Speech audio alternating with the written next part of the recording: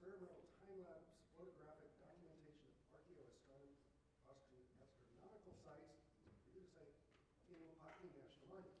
So please welcome Dave Purcell. Hello. Thank you everyone for coming out tonight. You know, for 25 of the years of my career, I've run surveys, I've directed excavations, special projects like rock art recording, and I've always made a point of avoiding archaeoastronomy. Astronomy is a perfectly legitimate discipline, and definitely archaeology, but archaeoastronomy has a little bit of that fringe association. It also doesn't help that in 1984, I happened to be at Stonehenge for the summer solstice and got the full fringe treatment. This is something I actually saw. There were druids, there were punks, there were you name it there. But on October 14th, 2014, my archaeoastronomy avoidance days came to an end because I was recording a rock art panel at the site of Horseshoe Mesa in Wupatki National Monument, and I looked up to see this. And I thought I had just made a discovery of something equal to the 3 Slab site in Chaco Canyon. And that's what the source of my talk tonight is about. It's about this panel and one other one in Wupatki, at which we did this experimental time-lapse photography. And this grew out of the larger project that Ron mentioned, the Wupatki Petroglyph project.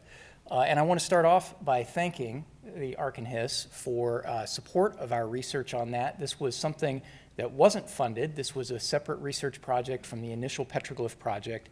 And so I want to give you tonight a little bit of background on these sites, on Wupatki, on our rock art recording, and then how we came to do this experimental rock art recording. So let me start off by asking, how many people have been to Wupatki National Monument?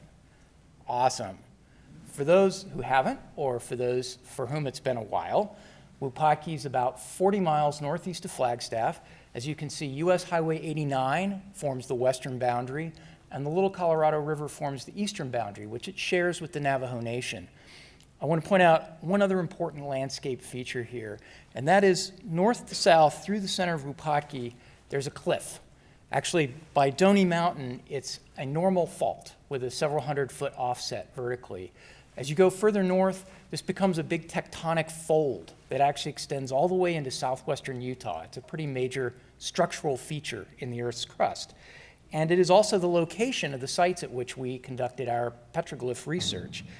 These are part of the Kraken Rock community of sites, and they include Kraken Rock Mesa, Middle Mesa, Horseshoe Mesa, and WS 835, which is how the Park Service numbers these sites. It unfortunately doesn't have a good nickname. We tried, and they weren't interested in that. Wupatki was first proclaimed in 1924 as a national monument, but at that time, it consisted of 2 small areas, tightly drawn around Wupatki and Wukoki down in the lower right-hand portion of the monument, and around Citadel and Lamaki. Wupatki was greatly expanded in 1938, as were many other national monuments, to almost its current boundaries. But the unusual northern projection that you see there that includes the group of sites we worked on wasn't added until 1961, when the Park Service executed a land exchange with the Babbitt Ranches, the large private landowners to the north of Wupatki, specifically to acquire this group of sites. Now, these sites are actually each individual erosional remnants of the Moenkopi Formation. So in this view, we're standing on the gravel terraces along the Little Colorado. We're looking west. You can see that fold that I mentioned on the horizon, and each of these sites is a sort of triangular-shaped mesa. Technically, they're called a flatiron, and the top part of them is the Moenkopi sandstone. You can see those vertical cliff faces, and those rest on top of a shale member of the formation that forms these very steep talus slopes. And in this view, which I took from the scenic drive looking north, you can also see another important aspect. Because they're on the side of this fold, they actually dip very steeply, about 15 degrees from west down towards the Little Colorado. And you can tell that looking at those nice flat-lying sandstones of the Painted Desert behind them, how much these actually dip. Now, one part of the project of our Wupatki petroglyph project that was not originally called for by the Park Service, but we decided was a good idea, was to do a geological study of sort of the long-term preservation of these features. Right, I mentioned their erosional features. All the Moenkopi Formation to the west of this has been completely stripped away over the eons, down to the much harder, much more resistant Kaibab limestone and dolomite. So there was some concern on our part that maybe these sites were not long for the world, that they might erode away in the very persistent winds that we get in northern Arizona in the spring or due to rainfall. And I'm going to do a spoiler here. They're not going anywhere anytime soon. These are actually now sheltered to some degree by that fold. They're just enough below the wind that the rate of erosion has slowed greatly. The worst thing that we found was a little bit of salt weathering that may affect the petroglyphs, but we're looking at millennia, not hundreds of years or shorter time periods. And I just wanted to point out, this is a little bit different view. We have the sites I'm talking about outlined in yellow. There's actually 10 of these little mesas in an almost exact north-south alignment, riding along that Black Point monocline. And you can see there to the east the Little Colorado River. I want to point out that these sites have absolutely no water associated with them. There are no seeps, there are no springs, there's no water pockets. The nearest water is the Little Colorado River, which is about a mile to a mile and a half, depending on which of these sites we're talking about. And I want to thank M&A's geoarchaeologist Kirk Anderson, who prepared this slide for us as part of his study. Now, one important component of our project was actually getting decent site maps. Before we could even think about recording the rock art, the site maps that had been created previously were pretty inadequate, so we used sub-meter accuracy GIS and overlaid these on aerial photographs. So this is Horseshoe Mesa. This is where the two panels that I'm going to talk about tonight are located, and they are located up in this area. So panel 50 and panel 39. You can see that looking down on Horseshoe Mesa, it has sort of a horseshoe shape, although Kirk always said, no, it's a lobster claw. That's not a horseshoe. And he's kind of right. There's more of a lobstery look to that. There are actually gaps in each of the arms of that horseshoe, and those are caused, again, by another fault. And in those locations, some of that resistant sandstone caprock has fallen out as these massive rectangular blocks, and so there's little openings now. The sites that we're talking about are on either side of the opening in that northern arm. These sites were first recorded in the 1920s by the museum's co-founder, Harold S. Colton, as part of his major regional survey of sites that included everything from Walnut Canyon up through Wupatki.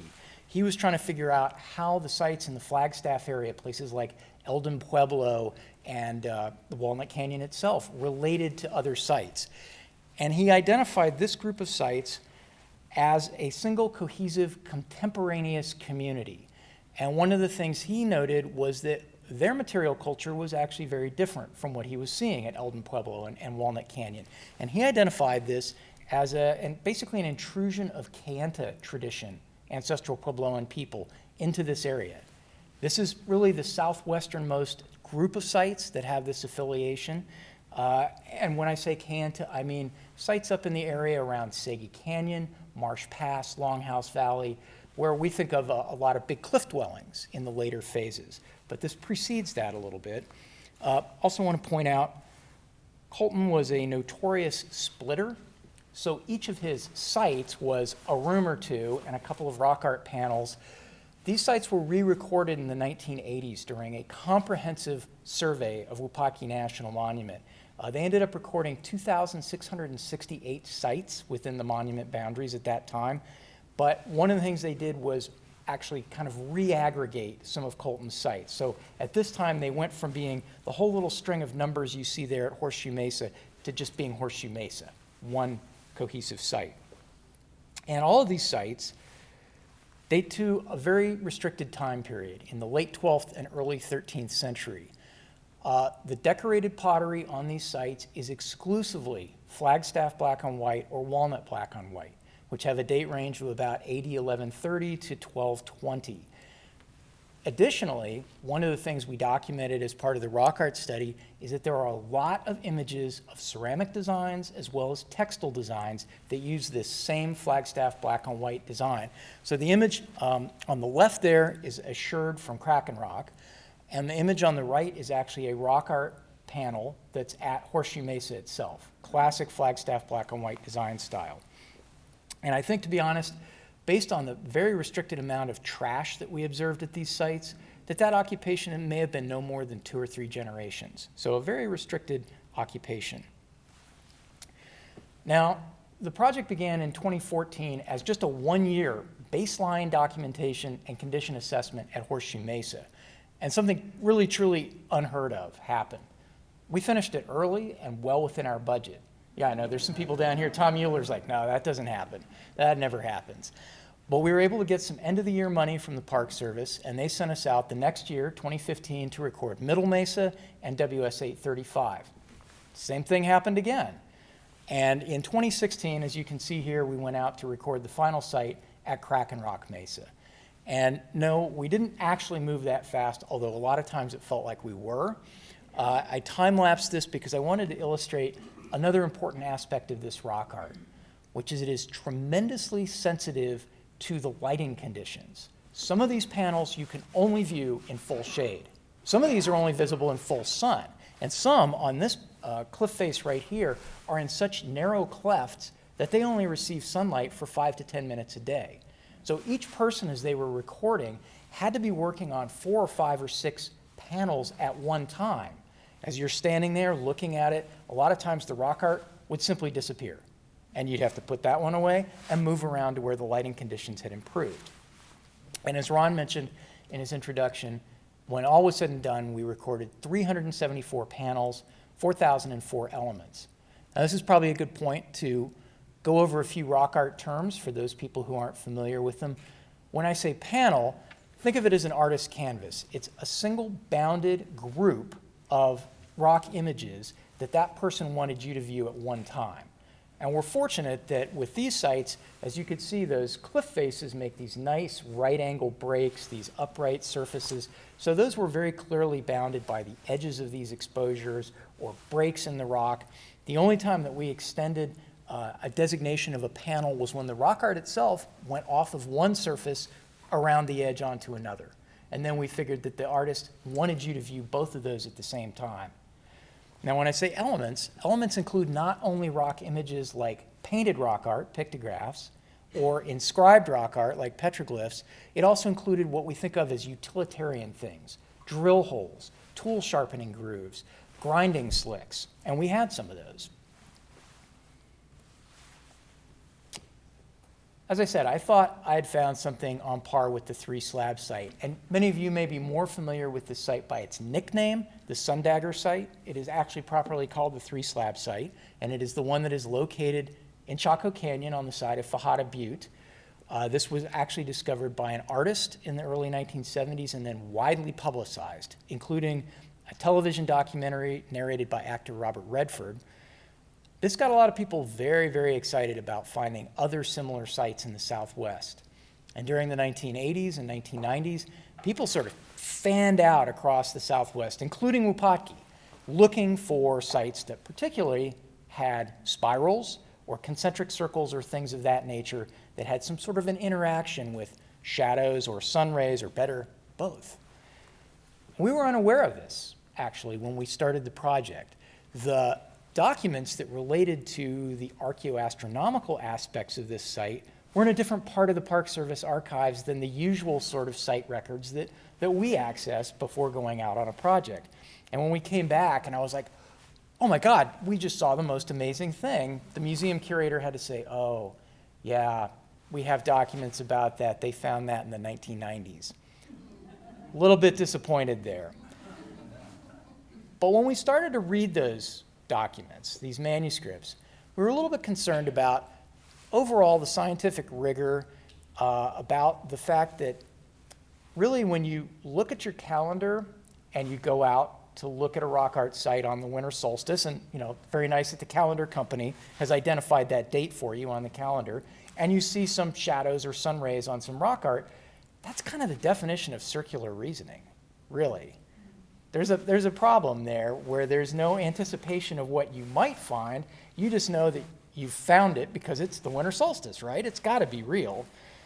Furthermore, a lot of the documents tended to use very tightly cropped or zoomed in still images.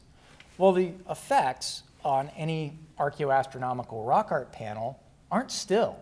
With the Earth's rotation, those shadows or sun rays are in constant motion. But by zooming in, as we see in the image on the left, you can make statements like, oh, on this panel, everything on the panel disappeared except for this wedge of sunlight on this spiral. This must commemorate, in this case, the summer solstice. Well, when we viewed it on the summer solstice, we were a little shocked to see that it isn't all in shadow. There's quite a bit of that panel that's still in the sun. It's maybe not as dramatic as it looks as depicted in that original document. And this is where the time-lapse aspect of this project came from. So we had a lot of questions about what happens between these different nodes, these different effects that people are claiming are happening at these panels on the solstices or the equinoxes. How do they transform from one effect to another? And are there other things that we might be missing? Cross-quarters days, those days that fall directly between the equinoxes and the solstices, are actually very important to a number of cultures. So for the ancient Celts in Europe, cross-quarters days were the important holidays. For the Celts, New Year's Eve, what we still think of as Halloween, a holiday so important we still celebrate it, that was their New Year's Eve. New Year's Day was November 1st. May Day has also come down to us. That's another one of the cross-quarters days. So we wanted to see the full range of what these things do. And in our review of the literature in archaeoastronomy, we did not find another example of anyone who had attempted to document an entire year at an archaeoastronomical location through daily photography. And this is what we set out to do. And in this image, you can see the two panels that we worked at, panel 50, which you've already seen with the dramatic shadow pointer on it, and panel 39. And in front of them are the final camera setups that we developed, and I'm going to talk a little bit about how we arrived at those and how those worked. Now, as I pointed out on the map, these two panels are on the same part of the same site, Horseshoe Mesa. They actually face each other. So panel 50 faces basically due west. Panel 39 faces basically due east. And between them, there's an enormous boulder, one of these big rectangular blocks I mentioned, that's fallen down, split in half. And if you sit looking down that split, you're looking right at panel 50. Right over your shoulder is panel 39. Seems to us like a logical place that if you were a sun watcher, a sun priest in the Puebloan world, that might be a good place to keep an eye on these. So this is panel 39, and it was initially identified in the 1990s as a winter solstice location. And in this view, you can see that there's a dramatic diagonal shadow that comes across the panel, and it touches and sort of goes around this big rectilineal spiral. Remember, I said a lot of people interested in archaeoastronomy were looking for spirals. And this is how it was described. Now, I will tell you, while you're reading that we went out to see this for ourselves. Winter solstice 2014, and beautiful morning in Flagstaff, headed out, drove past Sunset Crater, and looked out. And there was something odd looking about the little Colorado River Valley, which, as we drove closer, we realized it was full of fog. Pea soup thick fog. You couldn't see your hand this far away. Oh, and it was freezing fog, and several people hadn't brought adequate clothing. So that was another impetus to do a time-lapse project. We began to wonder, well, how often does that happen? So if you're commemorating these dates, the winter solstice or the summer solstice, and there's no sun, what happens? I mean, is there an angry mob that forms because you've said today is the day? Or are you much more flexible than our society is, and you say, well, maybe tomorrow's the day when it's sunny? So that was another reason we wanted to see what can you see every single day. Well, one of the things we discovered was that actually the spiral interaction with this shadow isn't nearly as interesting as what it does with this group of scrolls or step frets that come down off the lower edge. It ends up splitting this double row of scrolls exactly, and in fact you can see it better in the color image. They very carefully placed each of those scrolls so that it was in a low spot, and you end up with this sort of wavy sawtooth line. All of the rock art here was placed in relationship to a natural shadow. So the shadow is completely natural. There's no constructed feature that makes this. It's just the edge of the cliff. And so they observed this panel for a while before they added the rock art to interact with that particular shadow. Now, something that hadn't been observed before, and we did get to discover this, was that there is also a summer solstice effect, but it's completely different. It doesn't use shadow. It uses a triangular or oval patch of sun that remains on the panel when everything else goes into shadow. And it simply comes through a little tiny crack on the cliff above. But more importantly, it spends its whole time touching the uppermost element on this panel. Let's take a closer look at that. Members of the Hopi Cultural Preservation Office visited and identified this particular element as the emblem of a now extinct acrobat society that once existed at Hopi. And if you look, this element forms a vertical axis that divides this part of the panel into not quite, but almost symmetrical halves. So it's an important part of the overall design, and the fact that, again, it's touching that sun ray the whole time is intentional. That wasn't by accident. Now, there are 47 elements on this panel, but not all of them are associated with the archaeoastronomical effects. So all the elements that you can see that are numbered, whether black or white, are part of this. In fact, they're all done by the same artist. Art historians have a term which is hand. So when art historians are authenticating a painting by a famous artist, they're looking at the unique way that they used paint or pressure or the way they moved their hand. It's distinctive for each artist. And so we can recognize that this group were all done by the same artist, the same way of pecking, the same way of laying out a design. But then to the right, there's a number of other elements that are done by at least a couple of other people and don't appear to have anything to do with the archaeoastronomical part. So this panel has more than one function. In fact, I would argue that a bunch of what's going on around that rectilineal spiral, the double row of step frets, probably tells other stories besides just this archaeoastronomical thing. And honestly, I'm not sure I want to know what those stories are because I find some of those elements a bit disquieting. They're a little upsetting, kind of strange looking. Panel 50. So the advantage of the foggy day was that there was no contrast, so I was able to get a nice low contrast image of it here. You can clearly see the two elements. In fact, before I saw that shadow pointer, we had already flagged this panel as being unusual. Why? There's numerous other panels nearby it, and they're all covered with elements. This one stood out because it only has these two very large, this big, large elements on it, which seemed different.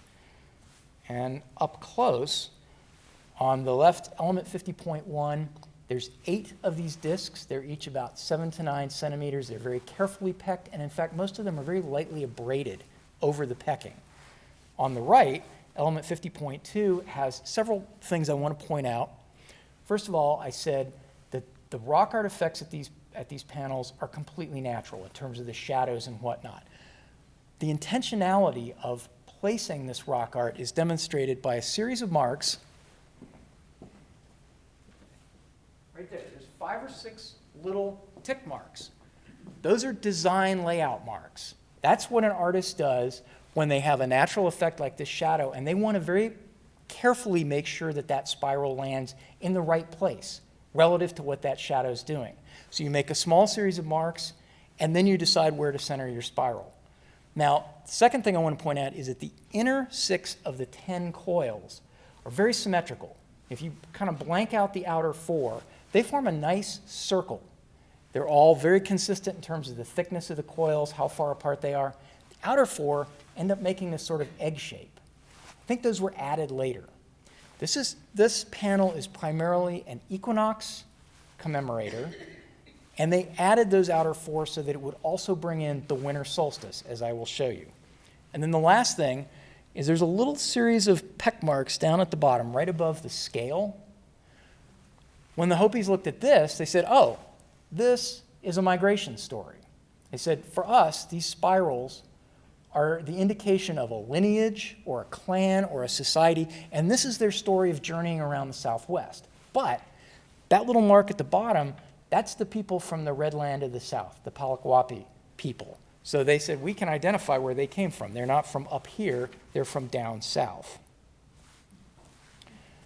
So the shadow pointer is the first thing that we saw. In fact, it's the first thing that this does during the day. It's actually in shadow until right about noon. And on the equinox, as the sun appears to move in the sky, you gradually get these patches of sun that appear that delineate this pointer as well as the shadow to its left.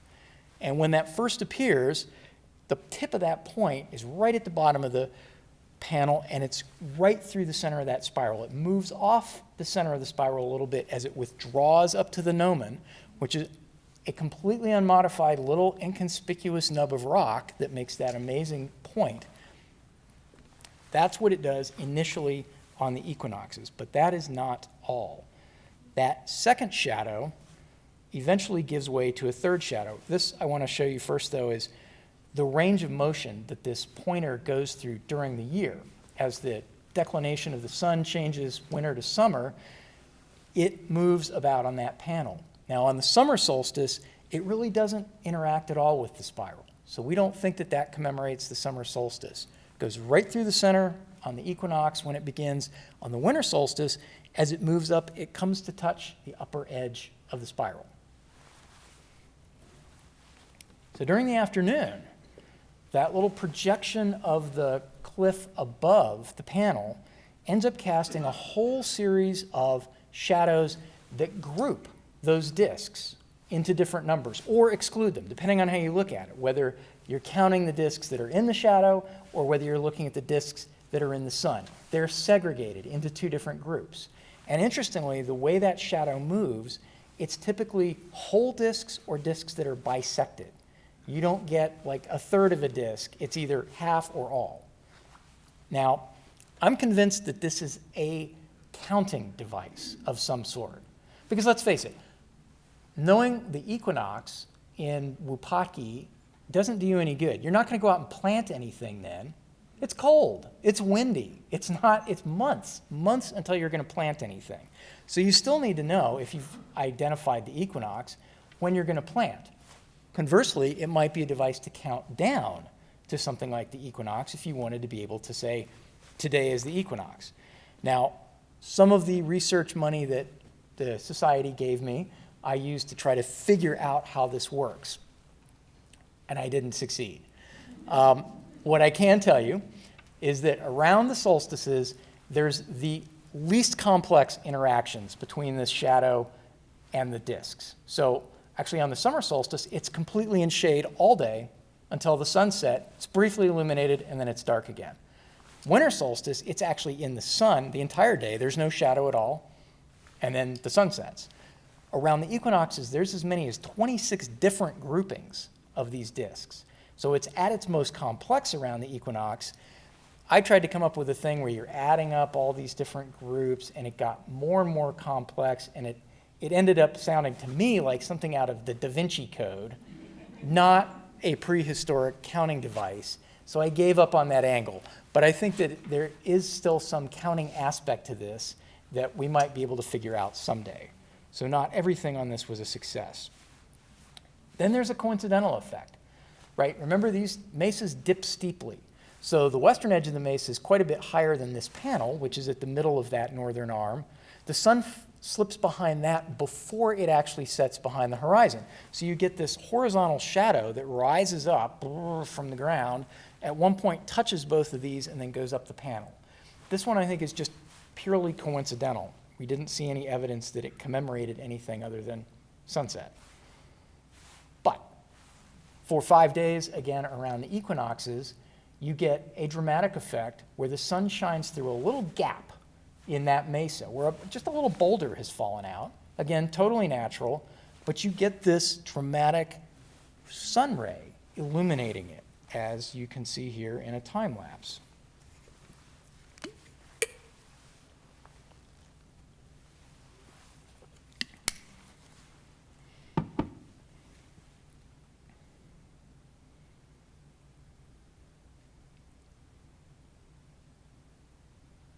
And we didn't expect this when we first saw it. We were, in fact, about to pack up the cameras because the sun had set and had covered the panel, and then all of a sudden this appeared. And then I really felt like I had discovered the 3-slab site.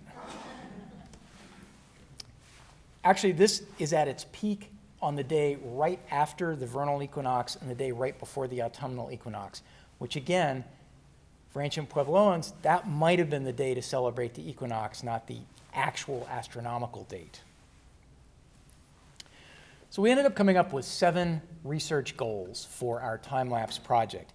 The first 3 of these are all essentially the same thing, just variants of that. Can you do it? Can you do a time-lapse? Can you successfully pull this off for a year?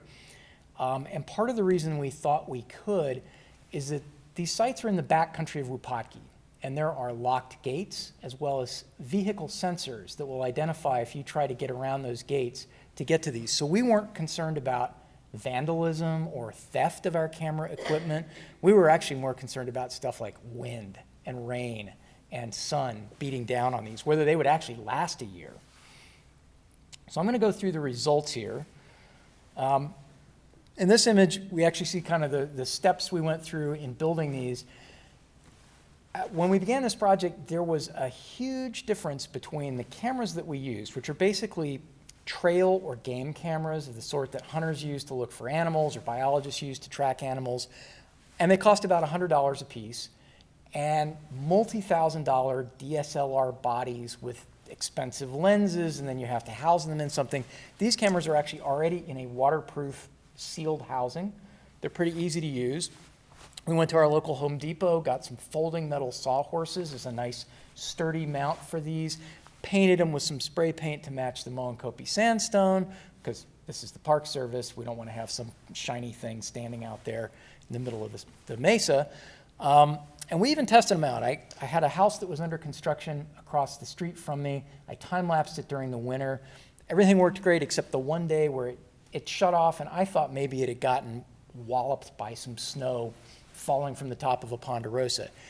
That actually turned out to be sort of a foretaste of what is a problem with these cameras.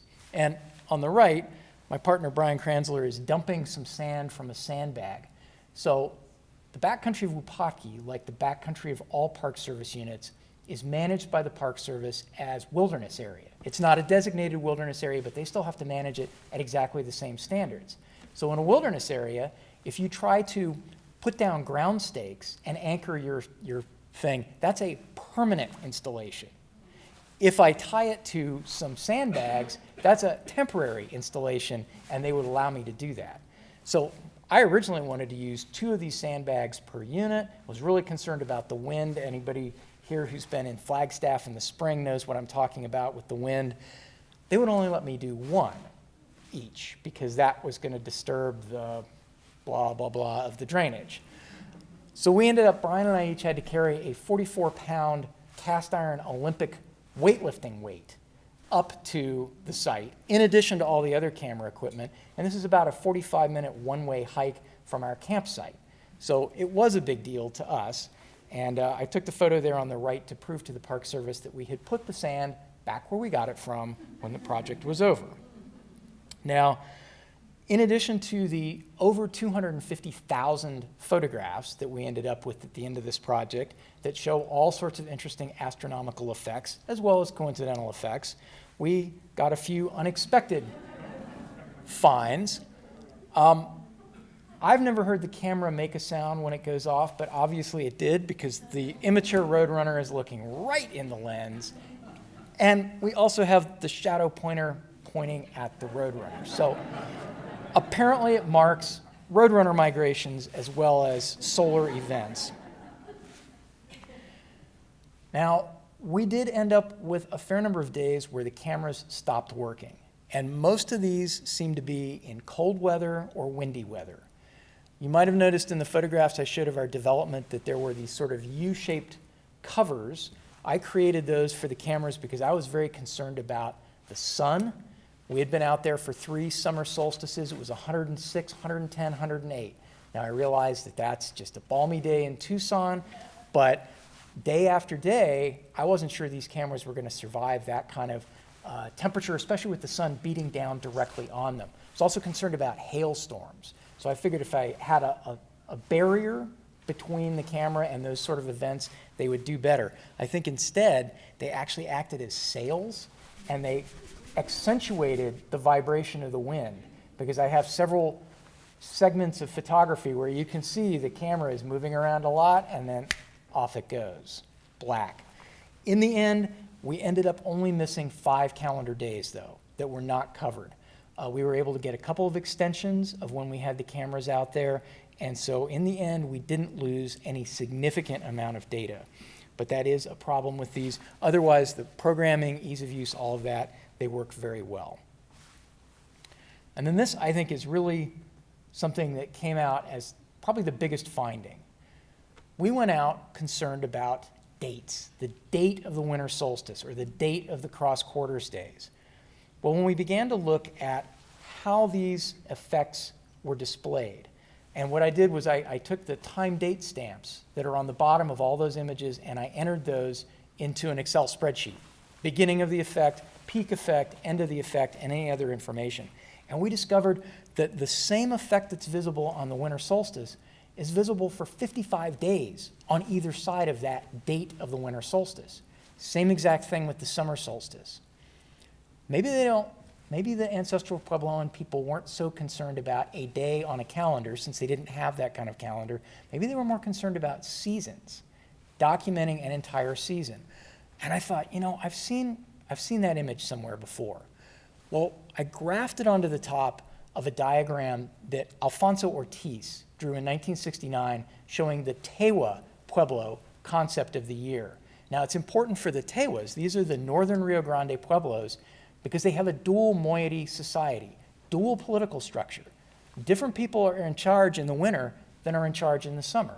So they really have to know those seasons in particular. And when I graphed it on top of his, it didn't quite fit exactly, but it's pretty close. Close enough to be provocative. You know, these sites date a little bit earlier than a lot of those Tewa villages. And as the Hopi and the Zuni will constantly remind us, they moved around a lot, right? Don't just draw a straight line between a place and a descendant group. Assume that they stopped a lot of different places. So there may be some of this in the DNA of those Tewa villages. And then I thought, I've still seen that somewhere else. In fact, I've seen it somewhere very nearby. I've seen it at Middle Mesa, the next mesa to the north of Horseshoe Mesa, in these rock art images, which we coded as shield designs. And shields are a well-recognized rock art element in the Southwest, in particular because a lot of times you see it depicted on somebody's arm, an anthropomorph's arm, like a defensive piece of weaponry. Very much like how it would have been used in medieval Europe. And like medieval Europe, a lot of times those have distinctive designs on them that carry information about the person who's bearing that shield, their lineage. When you can't see somebody's face because they have a helmet on it in medieval Europe, or you can't see somebody for some other reason, it'll let you know who you're talking to, who you're confronting. Furthermore, in the Kayenta heartland, in Segi Canyon, there's research going on right now, Max has been doing, that's looking at how these shield elements are related to the cliff dwellings there. Often they're nearby. Clearly, they're visible as you approach one of these cliff dwellings. It tells you who's living there. So these are connoting information about people who live in a specific place. And both of these happen to be near habitations. Provocative again, but it's possible that these were the residents of people who were sun watchers or sun priests. And they're showing that calendar, that year, as depicted by Alfonso Ortiz. And then I'll go through these last ones pretty quickly here. The winter fog thing turned out not to be an isolated thing at all. When we looked at all the days that these effects were disrupted by clouds, by snow, by rain, by some other weather effect, a third of the time, these don't work. So you really, if you are interpreting these places for members of the community, and these panels were readily visible to every member of this community. In fact, there's habitations below each of them. These are not like the 3-slab site where you have to go up the side of Fajada Butte and squirrel under these slabs. Everybody can see these. If you're interpreting them, you really don't want to be saying, hey, tomorrow's the big show, come on out, we're going to see this amazing sun ray on the site. I think you want to get up first and see whether it's cloudy. And the interesting thing is, some of the disruption is not weather that's directly overhead. So for some of those sunset effects, it was little tiny clouds way far on the horizon to the west, miles away from Wupatki, that would still manage to break up what you were seeing there right on the rock art panel. And then this is something that really didn't work at all. We were trying to get at some of the theoretical limitations of archaeoastronomy, which in some disturbing ways hasn't really gone much past going out and finding cool-looking places and saying you found an archaeoastronomical location. Not really much theory development. And I was trying to get at what would make an intentional versus coincidental effect, and I tried to rewrite Webster's definition. And I'm confident when I see those design layout marks, like at panel 50, that that's intentional. But again, trying to write it in such a way that before you go out and see something, you could anticipate what you might see in other than a very general way, that has so far eluded us.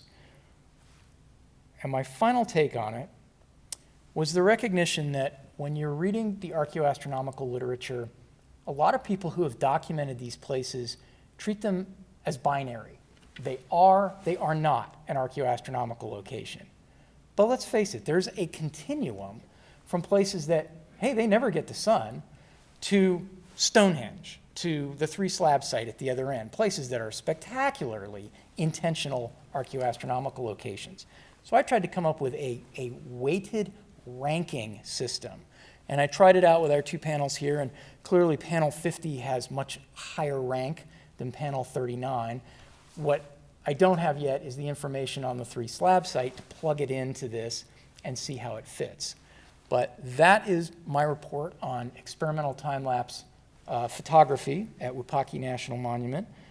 And while the thank yous roll, I would like to thank you again for your support of our research and for your time here tonight. And Ron, do I have time to take a few questions? Certainly. Okay, absolutely.